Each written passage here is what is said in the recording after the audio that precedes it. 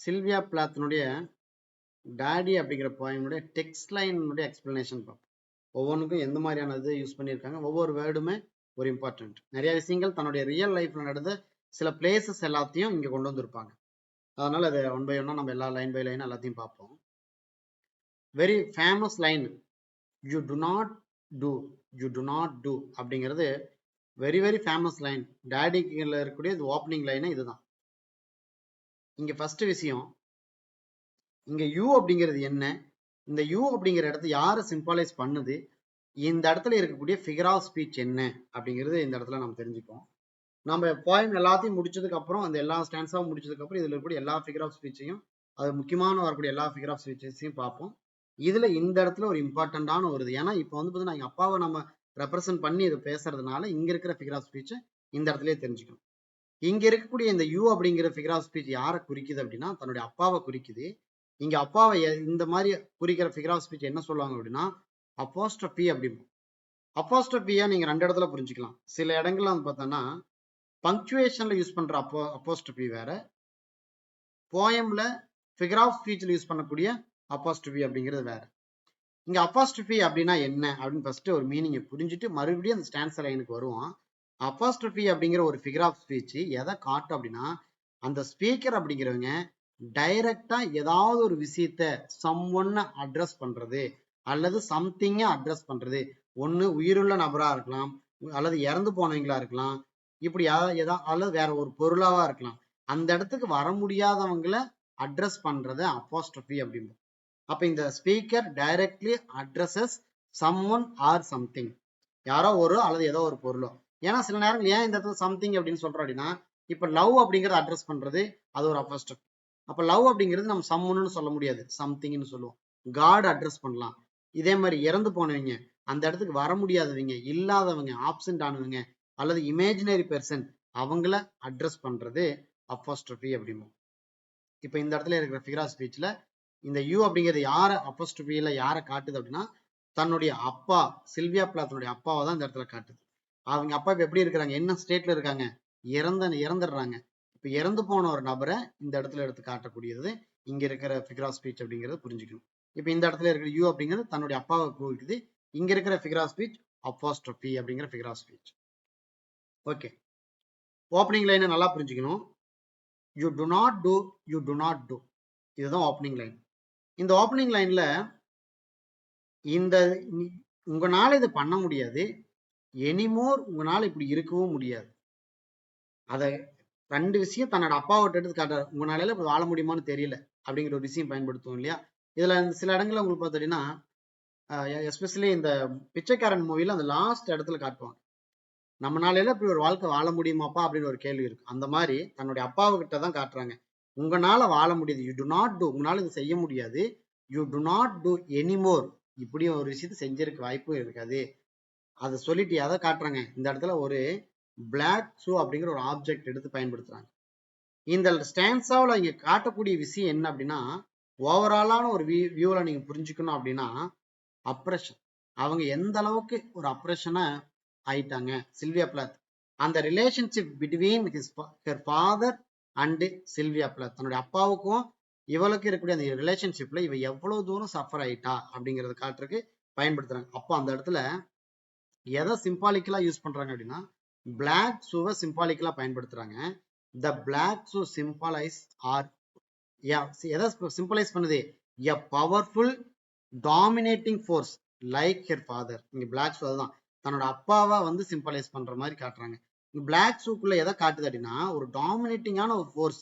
ஏன்னா அவ எங்க வாழ்றா, I have lived like a foot for 30 years, நான் ஒரு கடந்த ஒரு 30 ஆண்டு காலமா கால் மாதிரி, எப்படி ஒரு ஷூக்குள்ள கால் புந்துக்கிட்டா அது எங்கேயும் நெண்டவும் முடியாம நெளியவும் முடியாம அப்படியே வேத்து போய் இருக்குமோ, அந்த மாதிரி என் வாழ்க்கை நான் வந்து ஒரு 30 ஆண்டுகளா அந்த பிளாக் ஷூக்குள்ளேயே இருக்கிறேன். இப்ப இதுதான் தன்னுடைய இந்த பிளாக் ஷூ அப்படிங்கிறது தன்னுடைய அப்பாவை வந்து எடுத்துக்கணும். ஏன்னா எங்க அப்பாவுடைய கஸ்டடியில் இருக்கிறது தான் இந்த இடத்துல மென்ஷன் பண்றாங்க. அப்ப நான் அந்த பிளாக் ஷூக்குள்ள இருக்கிற மாதிரி நான் வந்து உங்களுடைய கஸ்டடியில இருந்தேன் அப்படிங்கிறத மையப்படுத்துறாங்க. இது வந்து பார்த்தீங்கன்னா டைரக்டா சொல்லல, இதை நீங்க புரிஞ்சுக்கணும். அப்ப இந்த பிளாக் ஷூவை இங்க கிட்டத்தட்ட ஒரு கால் வந்து பார்த்தீங்கன்னா எப்படி கருப்பு கலர் ஷூக்குள்ள இருந்தா எப்படி ரொம்ப கஷ்டப்பட்டு இருக்குமோ அதே மாதிரி ஒரு 30 ஆண்டு காலமா கால் மாதிரி அந்த பிளாக் ஷூக்குள்ளேயே வாழ்ந்திருக்கேன் அப்படிங்கிறான். இந்த இடத்துல ஒரு இயர் அப்படிங்கிறது இருக்கு, 30 இயர்ஸ். இதை நீங்க மைண்ட்ல வச்சுக்கணும்.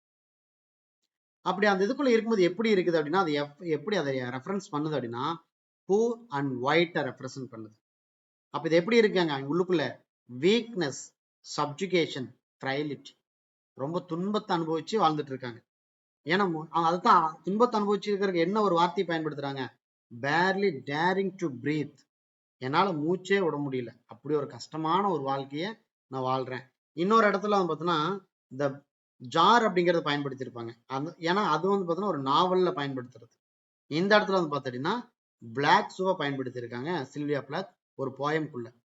ரைட். அப்ப பிளாக் ஷூக்குள்ள வாழ்றது ரொம்ப கஷ்டம்ப்பா, உன்னால முடியாது அப்படிங்கறதையும் சேர்த்து சொல்லிட்டாங்க. அதுக்கு அடுத்தது லாஸ்ட் லைன்ல தான் பார்த்தீங்கன்னா stifled that even simple like breathing or sneezing. இந்த அச்சு அப்படிங்கிறது என்னன்னா ஸ்னீஸ் பண்றது. என்னால தும்மவும் முடியல, மூச்சு வாங்கவும் முடியல, அப்படி ரொம்ப கஷ்டமா இந்த இடத்துல நான் வந்து வாழ்ந்திருக்கேன் இந்த 30 ஆண்டு காலமா அப்படிங்கறத ஸ்டான்ஸா 1ல சொல்றாங்க. ஸோ இது இந்த ஸ்டான்ஸா 1 எதை எக்ஸ்பிரஸ் பண்ணுது அப்படின்னா ஸ்பீக்கர்ஸ்னுடைய ஸ்ட்ரகிள். தன் வாழ்க்கையில எவ்வளவு ஒரு ஸ்ட்ரகிள் அனுபவிச்சேன், இந்த 30 ஆண்டு காலமா அனுபவிச்ச அந்த ஸ்ட்ரகிளை இந்த இடத்துல எடுத்து எக்ஸ்பிரஸ் பண்ணியிருக்காங்க. இதுக்கான சிம்பிளைஸ் பண்றதுக்காக உங்களுக்கு ஒரு பிக்சர் வந்து இந்த இடத்துல கொடுத்துருக்கேன். ஜஸ்ட் இந்த ஷூக்குள்ள இருந்தோம் அப்படின்னா எவ்வளவு ஒரு சஃபர் ஆயிருப்பாங்க அப்படிங்கறதுக்காக ஒரு சிம்பிளைஸ் பண்றதுக்கான ஒரு பிக்சர் தான் இது. இப்ப இந்த ஷூக்குள்ள வாழ்ற மாதிரி தான் வாழ்க்கை அப்படிங்கிறது முடங்கி போயிருச்சு, எங்கேயும் நகரவும் முடியல, அதனுடைய ஸ்மெல் என்னால தாங்க முடியாது, அதுக்குள்ள இருக்கிறது மூச்சு வாங்க முடியல, என்னால தும்ம கூட முடியல. 30 ஆண்டு காலம் ஒரு கால் எப்படி ஷூக்குள்ள இருக்குமோ, பிளாக் ஷூக்குள்ள இருக்குமோ, அந்த மாதிரி நான் வந்து உங்ககிட்ட வாழ்ந்திருக்கேன் அப்படிங்கிற தன் அப்பாவை பார்த்து சில்வியா பிளாத் சொல்றாங்க. இங்க யூ அப்படிங்கிறது அப்போஸ்ட்ரோபியில யாரை ரெப்ரசென்ட் பண்றாங்க அப்படின்னா தன்னுடைய அப்பாவை சொல்றாங்க. இது ஸ்டான்ஸா 1. நான் முன்னாடியே சொல்லிட்டேன், இவங்களுடைய லைன்ஸ் எல்லாம் எப்படி இருக்குது அப்படின்னா குவைன்டென்ஸா இருக்கு. ஒவ்வொரு ஸ்டான்ஸாவும் குவைன்டன் அப்படின்ட்டு. இப்ப இந்த ஸ்டான்ஸா 1 இருக்கு. இந்த ஸ்டான்ஸா 1க்குள்ள பார்த்தோம் அப்படின்னா எவ்வளவு இருக்கு, எத்தனை லைன்ஸ் இருக்கு அப்படின்னா 1 2 3 4 5 லைன்ஸ் இருக்கு. அதனால ஒவ்வொரு ஸ்டான்ஸாவும் குவைன்டென்ஸ் இருக்கு, அதாவது குவைன்டெட்டா இருக்கு. அதே மாதிரி ரைமிங்கை பொறுத்த வரைக்கும் நான் முன்னாடி சொல்லிட்டேன், ஊ அப்படிங்கிற வவல் சவுண்ட் பார்க்க முடியும். இதுல வந்து பார்த்தீங்கன்னா டு, சு, அச்சு இதெல்லாம் பார்த்தீங்கன்னா ஊ அப்படிங்கிற வவல் சவுண்டினுடைய முடிவை இங்க பார்க்க முடியும். இந்த மாதிரி இருக்கு. அதுக்கப்புறம் நெக்ஸ்ட் ஸ்டான்ஸால இதே மாதிரி வவல் சவுண்ட்ஸ் இருக்கும், பட் ஆனா இதே லைன் இதே இடத்துல வருமானு கேட்டா அந்த ரைமிங் லெவல்ல இருக்காது. இதை நீங்க புரிஞ்சுக்கணும். அடுத்தது stanza 2. Daddy I have had to kill you. தன்னுடைய கோவத்தை காட்டுறாங்க. என்ன சொல்றாங்க அப்படின்னா தன்னுடைய கோவத்தை எப்படி எக்ஸ்பிரஸ் பண்றாங்க அப்படின்னா, நான் வந்து உன்னை கொல்லணும், பட் யூ டைடு பிஃபோர். இங்க பட்டுங்கிற வார்த்தை பயன்படுத்தல, நான் உங்களுக்கு எக்ஸாம்பிளுக்காக சொல்றேன். ஆனா என்ன ஆயிடுச்சு, நீங்க முன்னாலேயே இறந்துட்டீங்க. நான் வந்து கொல்றதுக்கு முன்னாலேயே நீங்க இறந்துட்டீங்க, நான் உங்களை கொண்டிருக்கணும், கொல்லாம விட்டுட்டேன் அப்படிங்கிறத பயன்படுத்துறாங்க. பட் ஆனா அவர் இறந்துட்டார். இதை எதை காட்டுது அப்படின்னா daddy I have to kill you அப்படிங்கிறது எதை சிக்னிஃபை பண்ணுது? அவங்க தன்னை எமோஷனலாவும் சைக்காலஜிக்கலாவும் தன்னை வந்து ரிலீவ் பண்ணிக்கிறாங்க.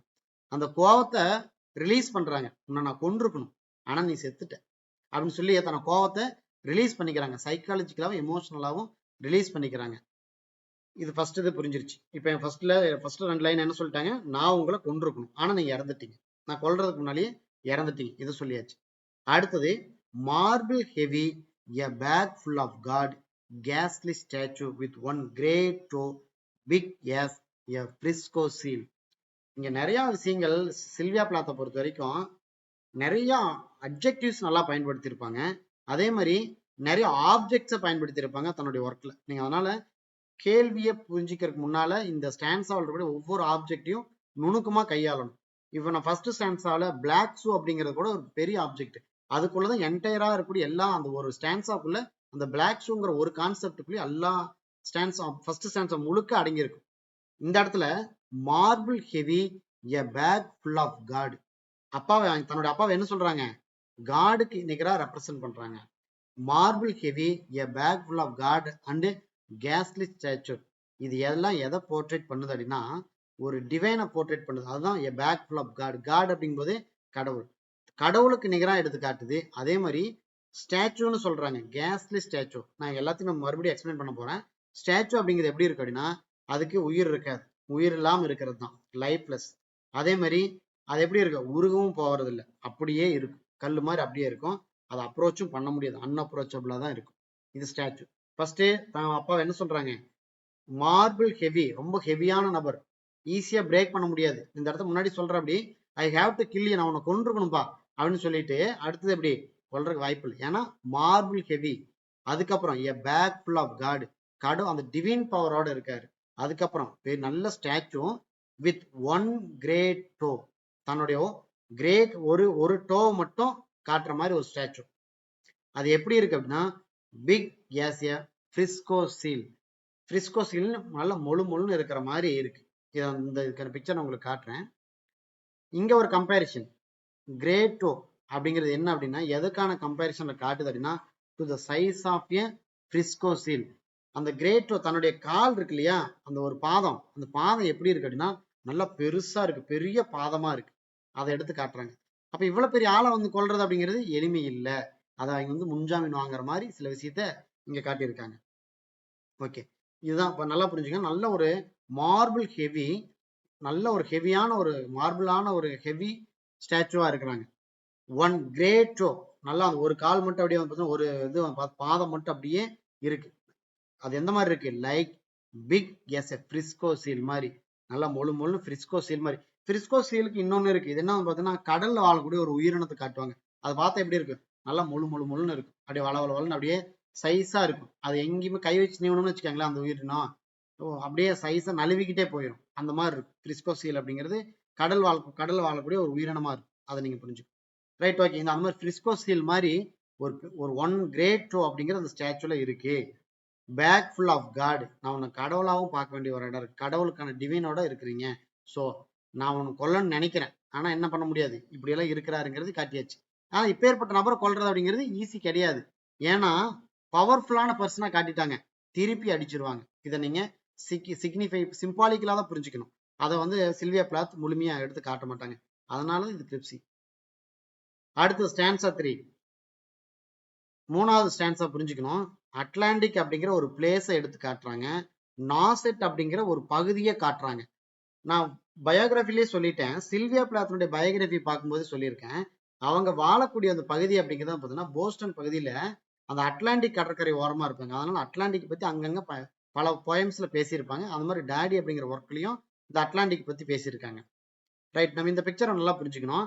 இந்த Atlantic river, sorry Atlantic ocean இருக்கு. இந்த ஓஷனுக்குள்ள தன்னுடைய அப்பா இருக்காரு. அப்பாவுடைய முகம் பிராக்மெண்டட் முகம், அதாவது அது பார்த்தீங்கன்னா உடஞ்சி போயிருக்கு அந்த முகத்தினுடைய சிலை. சைட்ல இருக்கக்கூடிய அந்த பிக்சர், அங்க இன்னொரு பகுதி எதை காட்டுது அப்படின்னா, ஒரு பியூட்டிஃபுல்லான ஒரு பிளேஸ், நாசெட் அப்படிங்கிற ஒரு பகுதியே காட்டுது. ரைட், இதை மைண்ட்ல வச்சுக்கிட்டு நம்ம இந்த ஸ்டான்ஸாவை ஒவ்வொன்றா புரிஞ்சுக்குவோம். ரைட், இந்த ஸ்பீக்கர் ஃபர்ஸ்ட் இமேஜின் பண்றாங்க, her father's head in Atlantic ocean, a head in the freakish Atlantic, இந்த அட்லாண்டிக் கடலுக்குள்ள ஒரு ஹெட் ஒன்று இருக்குது அப்படின்னு சொல்லி தன்னுடைய அப்பாவுடைய ஹெட்டை வந்து இமேஜின்ல காட்டுறாங்க. சஜஸ்டிங் எ ஃப்ராக்மெண்டட், அது எப்படி இருக்கு, முழுமையா இல்லாம உடஞ்சு போனதா இருக்கு, ஃப்ராக்மெண்டடா இருக்குது. And disjoint memory or presence of him, அதை என்ன பண்ண முடியல, ஜாயின் பண்ணது இல்லை, டிஸ்ஜாயிண்ட் மெமரியா இருக்கு. த வேர்ட் ஃப்ரீக்கிஸ் அப்படிங்கிறது என்ன அப்படின்னா அன்நேச்சுரல், நேச்சுரலா இல்லை. அட்லாண்டிக்ல பார்த்தோம் அப்படின்னா அவ்வளவு பெரிய முகம், நல்லா புரிஞ்சுக்காங்க. இப்போ இந்த அட்லாண்டிக் ஓஷன் இருக்கு, இந்த ஓஷனுக்குள்ள இவ்வளவு பெரிய ஒரு முகம் அப்படிங்கிறது இருக்கிறதுங்கிறது நேச்சுரல் கிடையாது, அன்நேச்சுரல். இந்த சீனே எப்படி இருக்கு, அன்நேச்சுரலா இருக்கு. அடுத்தது, where it pose began green over blue it in the waters of beautiful Nauset. இங்க என்ன சொல்றாங்க அப்படின்னா, கிரீன் அண்ட் ப்ளூ வந்து பார்த்தீங்கன்னா மிக்சிங் ஆயிருக்கு. அந்த ஓஷனை பொறுத்த வரைக்கும் நல்லா புரிஞ்சுக்கலாம், அந்த கிரீன் அண்ட் ப்ளூவை பார்க்க முடியும். இந்த மிக்சிங் அப்படிங்கிறது கிரீன் அண்ட் ப்ளூ அப்படிங்கிறது மிக்ஸ் ஆயிருக்கு அந்த கடல்ல. ஓகே, மிக்ஸ் ஆனது எப்படி சொல்றாங்க அப்படின்னா, அந்த வாட்டர்ல எங்க மிக்ஸ் ஆயிருக்கு, நியர் நாசெட். நாசெட்னா என்ன அப்படின்னு தெரிஞ்சுக்கணும். இது ஒரு பிளேஸ், எப்படி அட்லாண்டிக் அப்படிங்கிற ரியல் பிளேஸோ அதே மாதிரி நாசெட் அப்படிங்கிறது ஒரு real place. A region in Cape Cod, மசாச்சூசெட்ல இருக்கக்கூடிய ஒரு கேப் கோட் தான் இந்த நாசெட். இந்த நாசெட் அப்படிங்கிறது இங்க எல்லாத்தையும் எங்க பாக்குறாங்க, பாக்குறதுக்கு எப்படி இருக்கு, கிரீன் அண்ட் ப்ளூவா இருக்கு. இந்த ஓஷன் பாக்குறதுக்கு இந்த waters of beautiful Nauset, beautiful Nauset வாட்டருக்குள்ள கிரீன் அண்ட் ப்ளூவா இருக்கு. அட்லாண்டிக் கடல்ல நாசெட் அப்படிங்கிற பகுதியில் இருக்கிற அந்த தண்ணியை பார்க்கறதுக்கு கிரீன் அண்ட் ப்ளூவா இருக்குது. இத பியூட்டிஃபுல்லான ஒரு பிளேஸ்ன்னு சொல்லிட்டு இந்த இடத்துல நல்லா எதை டிஸ்கிரைப் பண்றாங்க அப்படின்னா, மறைமுகமா இங்க உங்களுடைய முகம், உங்களுடைய தலை அங்க இருக்கிறது ரொம்ப டிஸ்டர்பிங் இமேஜா இருக்குது அப்படிங்கிறாங்க. பியூட்டிஃபுல்லான நாசெட் பிளேஸ்ல உங்களுடைய தலை ரொம்ப டிஸ்டர்பிங்கா இருக்குது. இதை வந்து பார்த்தோன்னா ஹிடன் மீனிங்ல தான் அவங்க பயன்படுத்தி இருப்பாங்க. அதனால நான் என்ன பண்றேன், I use to pray to recover you. அதனால நான் என்ன பண்ண போறேன் அப்படின்னா, நான் வந்து உன்னை ரெக்கவர் பண்ண சொல்லி ப்ரே பண்ணிக்கிறேன் அப்படின்னு சொல்லி சொல்றாங்க. சொல்லிட்டு கடைசியா ஒரு வேர்டு அச்சுடு அப்படிங்கிறது. அச்சுடு அப்படின்னா ஓயு அப்படின்னு மீனிங். இது அச்சுடு அப்படிங்கிறது ஜெர்மன் வேர்டு. இந்த ஜெர்மன் வேர்டு அச்சுடுக்கு மீனிங் என்ன அப்படின்னா ஓயு. இது எதை ரெஃப்ளெக்ட் பண்ணுதுன்னா, the deep personal connection and speaker's inner turmoil. அதாவது தன்னுடைய பர்சனல் கனெக்ஷன் நீதான் அப்படின்னு ஒரு கோவத்துல நம்ம சொல்லும் இல்லையா, அதுதான் யூ அப்படின்னு சொல்றாங்க. தன்னுடைய பர்சனல் கனெக்ஷன் இன்னர் டர்மோயில், உள்ளுக்குள்ள இருக்கிற ஃபீலிங்கை எடுத்து காட்டுறாங்க.